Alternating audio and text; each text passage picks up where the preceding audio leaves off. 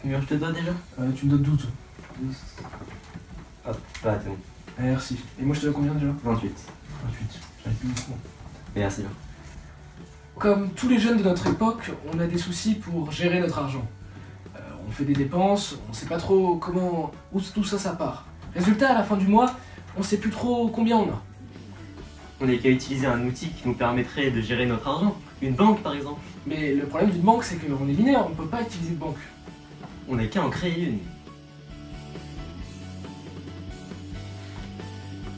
Mais qu'est-ce que tu vas faire avec tout ça? On va créer notre propre banque matérielle et pour ça, on va utiliser une Raspberry. Concrètement, la Raspberry, c'est un nano-ordinateur d'environ quelques centimètres qui est composé de, comme son grand frère, d'éléments comme le processeur, la mémoire vive, qu'on appelle plus communément la RAM. Il est aussi composé de stockage, de port USB, ce qui nous permet de connecter un clavier, une souris. Il y a aussi un port HDMI. Le port HDMI est particulier, il permet de connecter un écran.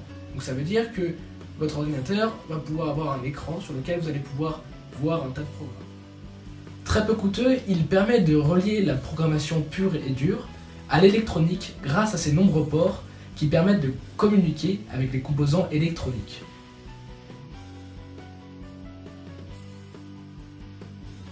On relie d'abord notre Raspberry ici présente à une breadboard. Donc cette plaque d'essai va nous permettre de relier nos composants grâce à ces différents ports ici présents. Dans notre cas, pour réaliser notre banque, nous allons avoir besoin d'un digicode et d'un petit écran appelé LCD qui nous permettent d'interagir avec nos pseudo-banques. On appelle ces composants l'hardware.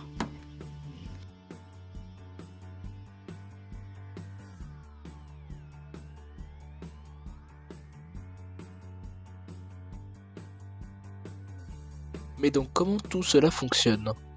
Très bonne question. Notre banque sera divisée en deux parties.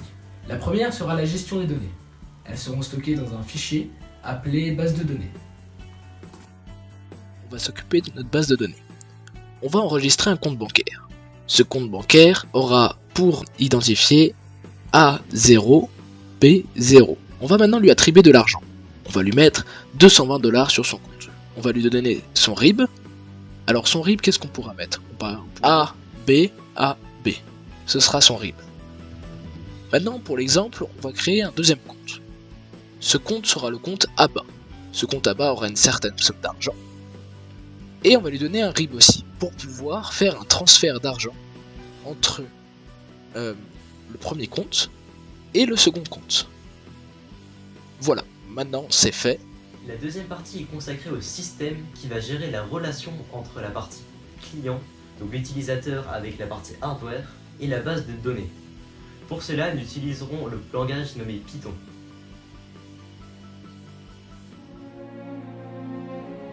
Il nous demande notre numéro de compte. À l'aide du digicode, on rentre le numéro de compte A0, B0.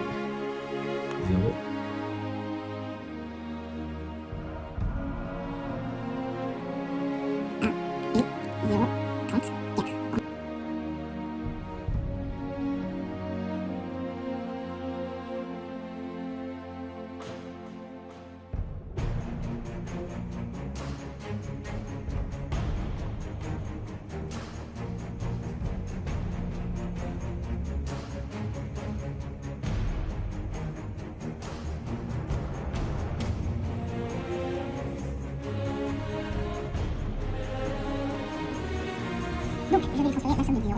Il y avait 1033 € avant, la transaction était effectuée.